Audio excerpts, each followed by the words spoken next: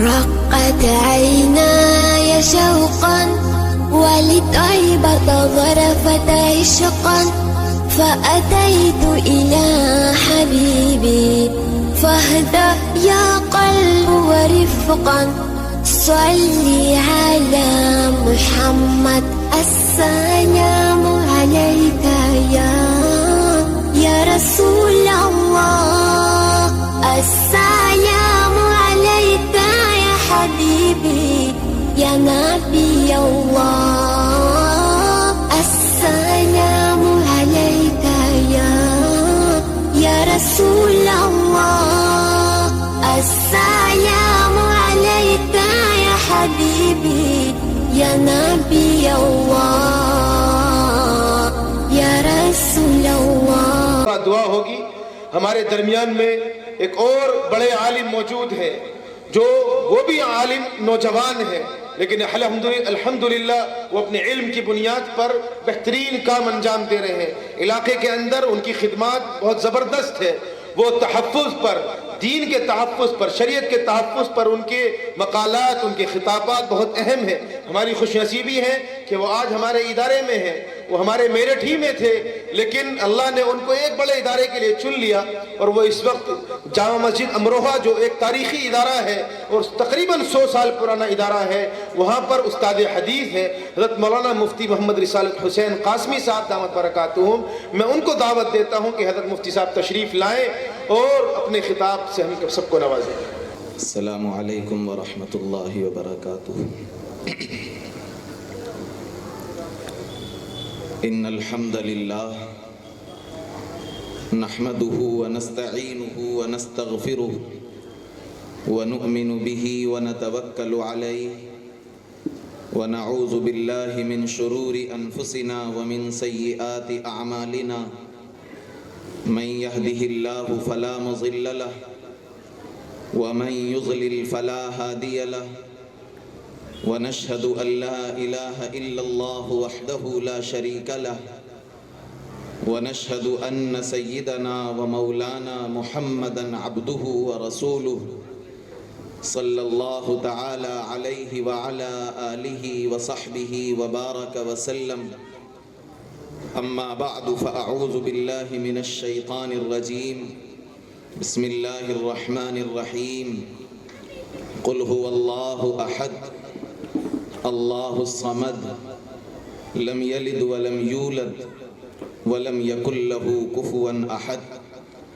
وقال سيدنا ومولانا محمد صلى الله عليه وسلم إن في الجسد مضغة إذا صلحت صلح الجسد كله وإذا فسدت فسد الجسد كله ألا وهي القلب.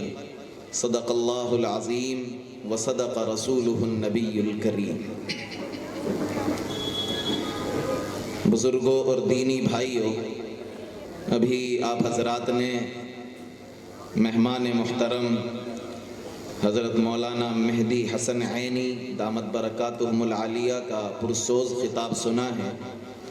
مجھے بھی ان کی گفتگو سے استفادے کا موقع ملا. نہایت بیش قیمت باتیں اور اس وقت ملک کے حالات میں جس طرح کی زندگی ہم جی رہے ہیں، جن حالات کا سامنا کر رہے ہیں، نہایت حوصلہ بخش باتیں ان کے ذریعے سے ہم تک پہنچی ہیں. ہم سبھی عہد کریں، طے کریں کہ انشاءاللہ ان پر عمل کرنے کی کوشش کریں گے. ان کی گفتگو کے بعد مجھ طالب علم کو بھی آپ کے سامنے لب کشائی کا حکم دیا گیا ہے. چند منٹ آپ کے روبرو حاضر ہوں ایک ایسے ادارے میں کہ جو نہایت عظیم شخصیت سے منسوب ہے. ہم سب کے بڑے حضرت مولانا قاری شفیق الرحمن صاحب دامت برکاتہم العالیہ جو اس مدرسے کے محتمم ہیں، میرٹھ شہر کی عیدگاہ کے خطیب ہیں. صحیح بات تو یہ ہے کہ ان کی گفتگو سے استفادہ کرنا یہ ہم جیسوں کو کی ذمہ داری ہے، لیکن یہ ان بڑوں کا احسان ہے کہ انہوں نے اس جگہ مجھ کو لب کشائی کا حکم دیا ہے. ایک طرح کا امتحان ہے، آزمائش ہے. اللہ تعالیٰ سے دعا ہے اللہ مجھ کو صحیح کہنے کی، ہم سب کو سننے کی، سمجھنے کی اور عمل کرنے کی توفیق مرحمت فرمائے۔ بہت مختصر وقت میں چند باتیں عرض کروں گا۔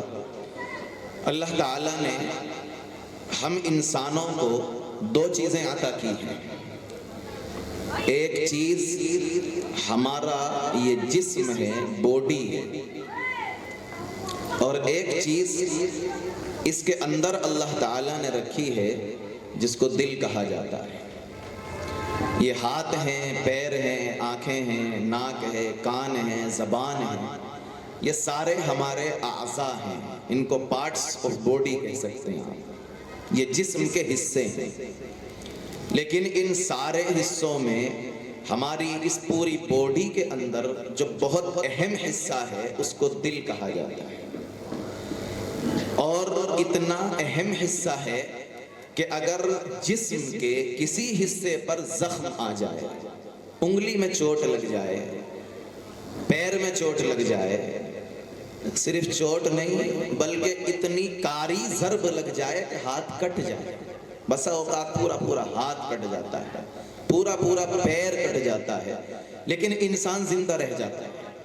بہت مثالیں ہمارے سامنے موجود ہیں، ہم بہت سے سائلین کو دیکھتے ہیں، مانگنے والوں کو دیکھتے ہیں کہ ہاتھ نہیں ہے، پیر نہیں ہے، کسی کے کان کٹا ہوا ہے، کوئی آنکھ سے محروم ہے، لیکن زندہ ہے، جی رہا ہے۔ البتہ دل کے تعلق سے اگر غور کرتے ہیں تو ایسا انسان تلاش کرنا مشکل ہو جائے گا، بلکہ ناممکن ہے کہ جو دل کے بغیر زندہ ہو۔ اسی لیے کہتے ہیں کہ اٹیک اگر ہو گیا تو بچنا مشکل ہے، ہارٹ پر اگر حملہ ہو گیا، دل پر، تو جان بچنی مشکل ہو جاتی ہے۔ ہاتھ پر حملہ ہو جائے تو بچ جاتی ہے، ہارٹ پر ہو جائے تو نہیں بچ پاتی، بہت مشکل ہو جاتا ہے۔ یہ نہایت قیمتی حصہ ہے انسان کی باڈی کا۔ اللہ نے اس طرح سے انسان کے جسم کا نظام بنایا، اس کو ایک دل دیا اور اس کو دیگر کچھ اعضاء دیے، پھر اللہ تعالیٰ نے اپنی طرف سے انسان کو کچھ احکام دیے۔ تمہیں نماز پڑھنی ہے، تمہیں روزہ رکھنا ہے، تمہیں زکوٰۃ دینی ہے، تمہیں حج کرنا ہے، تمہیں قرآن کا علم حاصل کرنا ہے، تمہیں اپنی ضروریات کے اعتبار سے دنیاوی علوم کو حاصل کرنا ہے۔ اللہ تعالیٰ نے مختلف ذمہ داریاں دی۔ اسی طرح سے اللہ تعالیٰ نے کچھ ذمہ داریاں دی کہ تمہیں یہ ایمان رکھنا ہے کہ اللہ ایک ہے، تمہیں یہ ایمان رکھنا ہے کہ سرکار دو عالم صلی اللہ علیہ وسلم اللہ کے پیغمبر ہیں، تمہیں یہ ایمان رکھنا ہے کہ سرکار دو عالم صلی اللہ علیہ وسلم آخری پیغمبر ہیں، آپ کے بعد کوئی نبی دنیا میں نہیں آنے والا۔ تمہیں یہ ایمان رکھنا ہے کہ ہمیں اس دنیا سے جانے کے بعد ایک مرتبہ پھر زندہ ہونا ہے اور اپنے رب کو منہ دکھانا ہے۔ تمہیں یہ ایمان رکھنا ہے کہ کل کو اللہ کے دربار میں ہمارے اعمال کی بنیاد پر، ہمارے کردار کی بنیاد پر، ہم نے جو دنیا میں اپنے روز و شب گزارے ہیں ان کی بنیاد پر جنت یا جہنم کا فیصلے کا سامنا بھی کرنا ہے، یہ ہمارا ایمان بھی ہونا چاہیے۔ تو اللہ تعالیٰ نے مختلف قسم کے احکام دیے۔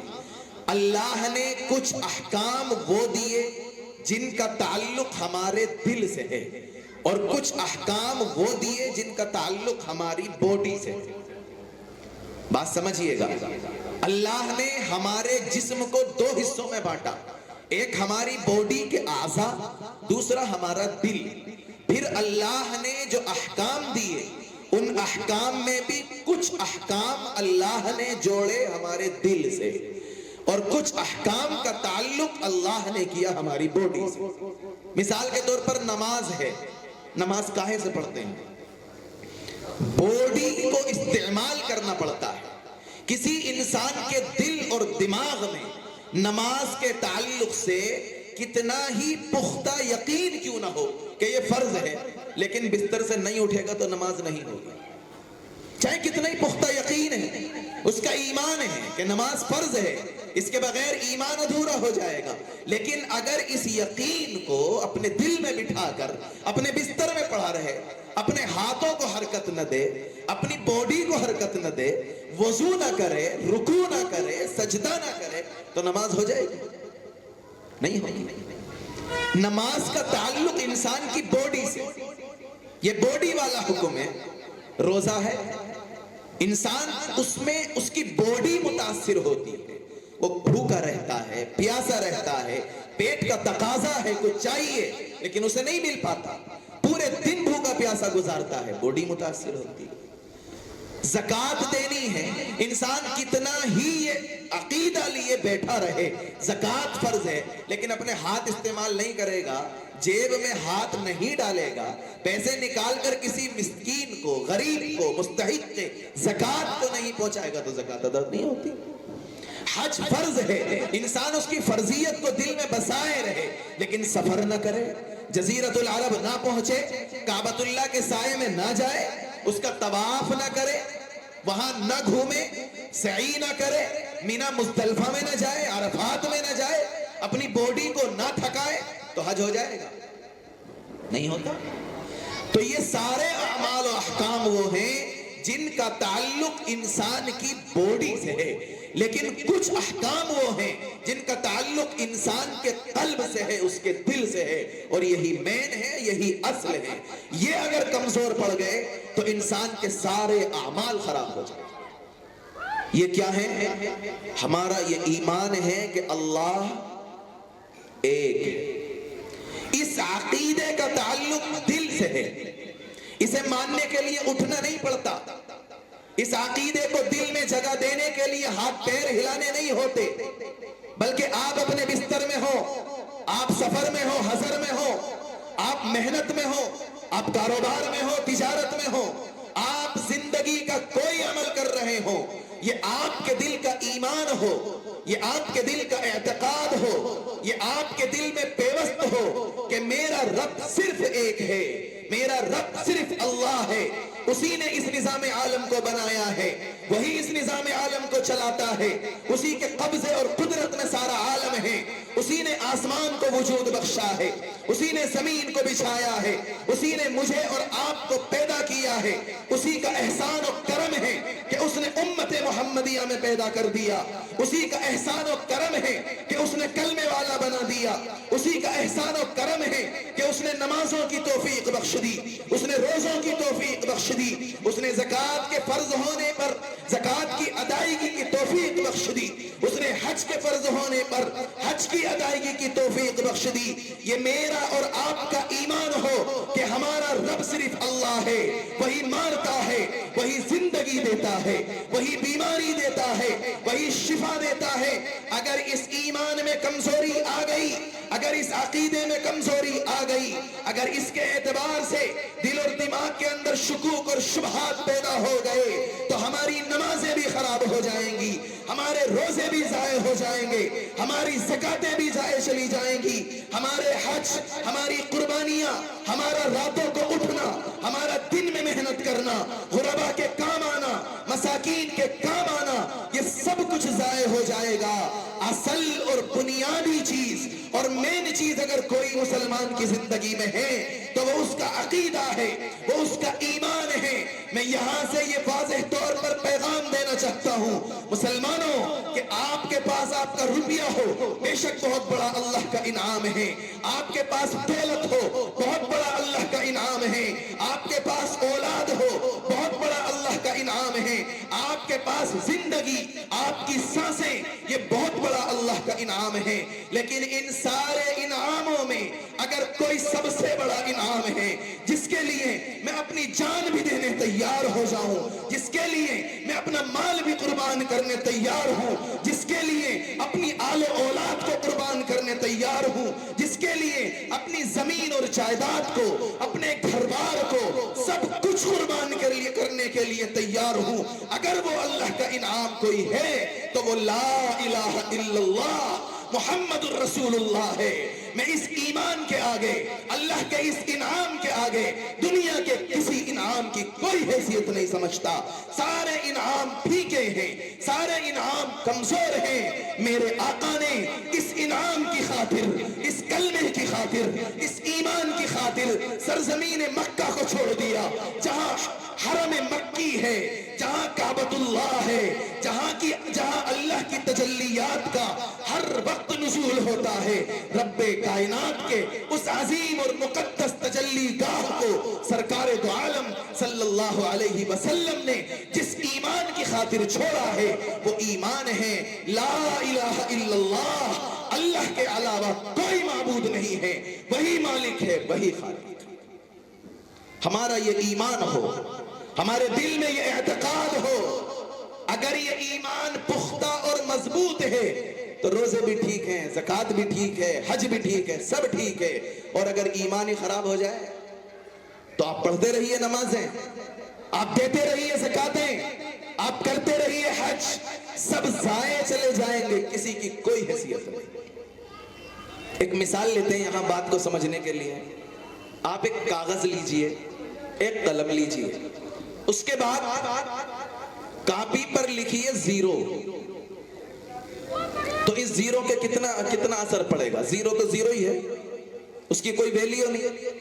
اس ایک زیرو کے برابر میں لکھ دیجئے ایک اور زیرو، تو کتنے ہو گئے؟ 10 یا 20 ہیں تو زیرو ہی، 2 ہو گئے لیکن زیرو ہیں۔ ایک اور لکھ دیجئے، پھر بھی زیرو، ایک اور لکھ دیجئے، پھر بھی زیرو۔ آپ پوری کاپی بھر دیجئے، پھر بھی کتنا ہے؟ ابھی وہ ایک بھی نہیں ہوا، زیرو ہی ہے۔ لیکن آپ پہلے ایک لکھیے، اس کے بعد ایک زیرو لکھیے، اب کتنا ہو گیا؟ 10 ہو گیا۔ ایک اور زیرو لکھیے، اب کتنا ہو گیا؟ 100۔ ایک اور زیرو لکھیے، اب کتنا ہو گیا؟ 1000۔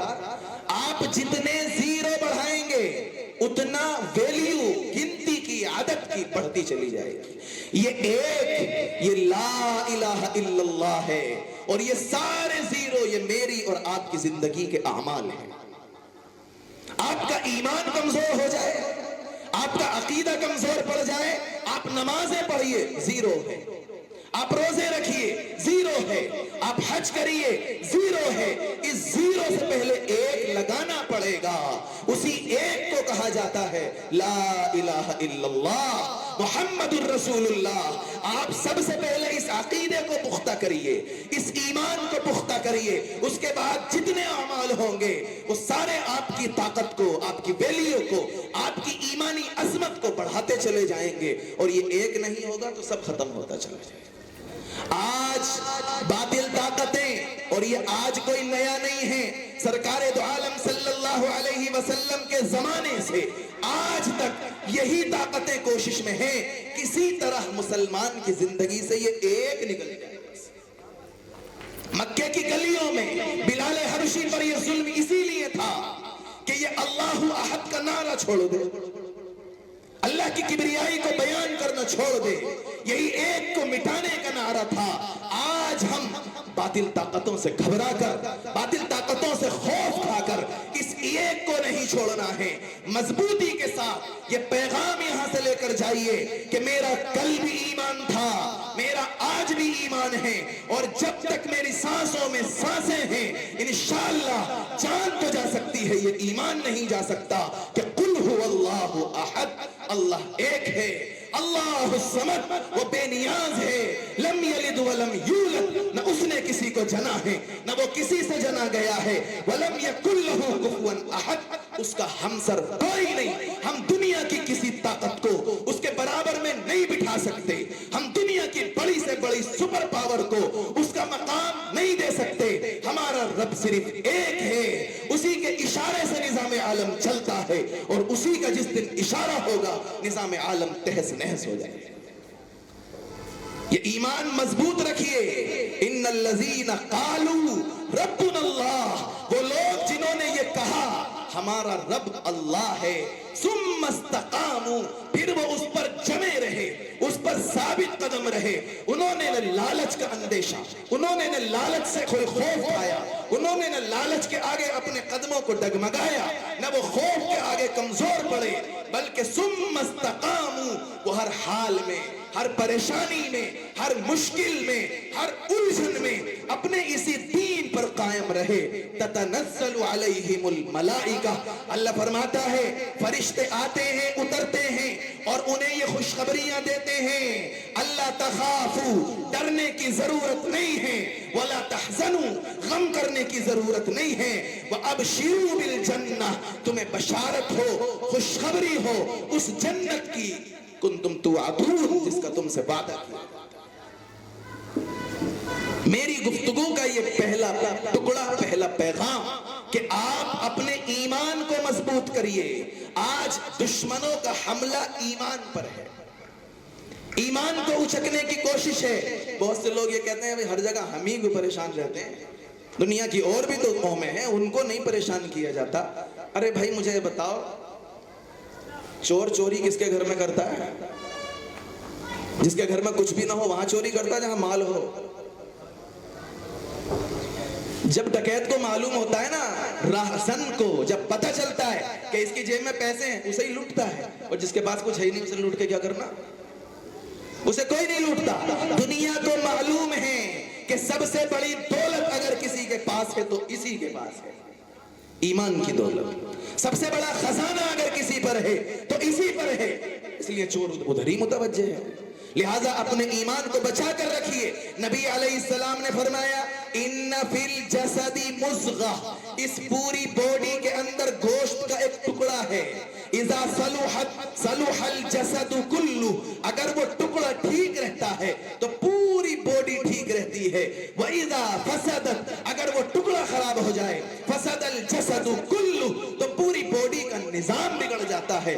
आका ने फरमाया अला वहियल क़ल्ब, सुनो उसी टुकड़े को दिल कहा जाता है। ये ठीक है तो पूरा निजाम ठीक है, ये खराब हो गया तो पूरा निजाम बिगड़ गया। मतलब ये है कि ईमान अगर सलामत है, अकीदा अगर सलामत है तो सारे अमाल ठीक हैं, अकीदा अगर चला गया तो सारे अमाल चले। दूसरी बात, मैं जितनी देर के लिए बैठा हूं मेरे ख्याल से उसमें से 20 मिनट खत्म हो चुके हैं, 5-10 मिनट और आपके सामने। दूसरी बात, जब हमारे पास एक दौलत है और वो ऐसी दौलत है कि जो इस रूए जमीन की सबसे अजीम दौलत है, और कुछ लोग हमारी निगाहों में हैं कि जो इस दौलत से महरूम हैं, तो ये हमारी जिम्मेदारी है कि हम उस दौलत को उन महरूमों तक पहुंचाएं। ये हमारी जिम्मेदारी है, इसलिए कि दौलत पहुंचाने से घटती नहीं है। हम इस मामले में निहायत कमजोरी का शिकार रहे हैं, हमने इस जिम्मेदारी को अदा नहीं किया। माफ कीजिए गुस्ताखी है, लेकिन बहुत साफ लफ्जों में कह रहा हूं, हमने इस जिम्मेदारी को अदा नहीं किया है। हम मुसलमानों ने यह समझ लिया कि सरकार दो आलम सल्लल्लाहु अलैहि वसल्लम सिर्फ हमारे नबी हैं। नहीं नहीं, बिल्कुल नहीं, कतान नहीं, पूरी जिम्मेदारी से कहकर जा रहा हूं, रसूल पाक सिर्फ मुसलमानों के रसूल और नबी नहीं है। इन्नी रसूलुल्लाहि इलैकुम जमीआ, कुरान में अल्लाह ने ऐलान कराया कि मैं तुम सब का नबी हूं, सारी इंसानियत के लिए रसूल बनाकर भेजा गया हूं। आज मैं इस दौलत से मालामाल हूं, मेरे पास कलमा है, मेरे पास ईमान है, ला इलाहा इल्लल्लाह मुहम्मदुर रसूलुल्लाह की ज़र्बे मेरे पास है। मेरा पड़ोसी उससे महरूम है, मैं क्यों कोशिश नहीं करता? मेरे दिल में यह दर्द क्यों नहीं उठता? मेरे दिमाग में यह फिक्र क्यों नहीं आती? मैं इस तरफ मुतवज्जे क्यों नहीं होता कि मैं अपने किरदार से, मैं अपने अखलाक से, मैं अपनी जिंदगी से दुनिया को ये बता सकूं, दुनिया को ये दिखा सकूं कि यही अजीम दौलत है जिससे दुनिया की भी कामयाबी मिल सकती है, आखिरत की कामयाबी भी मिल सकती है। आओ दामन रहमत में, आओ इस कलमे के दामन में, आओ इसके साए में, ये दुनिया की कामयाबी भी अता करेगा, ये आखिरत की कामयाबी भी अता करेगा। मेरे भाइयों, न नबी सिर्फ जजीरतुल अरब के नबी थे, और नबी सिर्फ 1400 साल पहले जमाने के नबी नहीं थे, बल्कि सरकारे दो आलम कयामत तक के नबी हैं। सरकारे दो आलम पूरी दुनिया के लिए नबी हैं। आप जो पैगाम लाए थे, आप जो कलमा लाए थे, आप जो ईमान लाए थे, आप जो कुरान लाए لائے تھے وہ ساری انسانیت کے لیے لائے تھے، ہم نے اپنے پڑوسیوں کو محروم کر دیا، ہم نے اپنے برادران کو محروم کر دیا، ہم نے اپنی نقل و حرکت سے، اپنے کردار سے، اپنی بود و باش سے، اپنے روز و شب سے اپنے دین کو بدنام کر دیا۔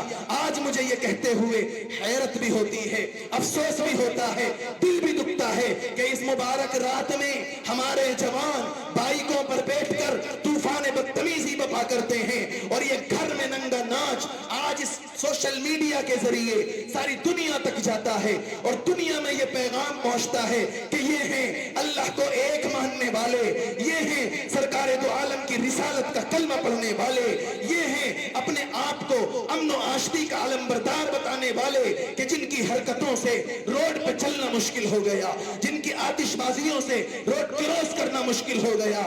بھائی تو دین کا پیغام پہنچانے آیا تھا، آقا تو آخری نبی ہیں، اب سلسلہ نبوت تو ختم ہو گیا، اب کوئی نبی تو نہیں آئے گا، اب کوئی رسول تو نہیں آئے گا۔ تیرے پڑوس میں اگر کوئی اسلام سے محروم ہے تو تجھے اپنے کردار سے یہ بتانا تھا کہ یہ میرا دین ہے، تجھے اخلاق سے بتانا تھا یہ میرا دین ہے، تجھے اپنے روز و شب سے بتانا تھا یہ میرا دین ہے۔ اللہ کے نبی نے تین قسمیں کھا کر فرمایا واللہ لا یؤمن، واللہ لا یؤمن، واللہ لا یؤمن، اللہ کی قسم وہ شخص مسلمان نہیں ہے، اللہ کی قسم وہ شخص مسلمان نہیں ہے، اللہ کی قسم وہ شخص مسلمان نہیں ہے۔ قیل من یا رسول اللہ، پوچھا گیا اللہ کے نبی کس کی بات کر رہے ہو، کون ہے جو مسلمان نہیں ہے؟ سرکار دو عالم نے فرمایا الذی لا یأمن جارہ بوائقہ، جس کے ظلم سے، جس کے ستم سے اس کا پڑوسی محفوظ نہ ہو۔ قربان جائیے آقا کے نظام دعوت پر کہ آقا نے یہ نہیں کہا کہ جس کے ظلم سے مسلمان محفوظ نہ ہو، ہرگز نہیں، آقا نے فرمایا جس کے ظلم سے پڑوسی محفوظ نہ ہو، خواہ وہ پڑوسی مسلمان ہو، خواہ وہ پڑوسی عیسائی ہو، خواہ وہ پڑوسی سکھ ہو، خواہ وہ پڑوسی یہودی ہو، خواہ وہ پڑوسی ہندو مذہب کا ماننے والا ہو، پڑوسی بہرحال پڑوسی ہے،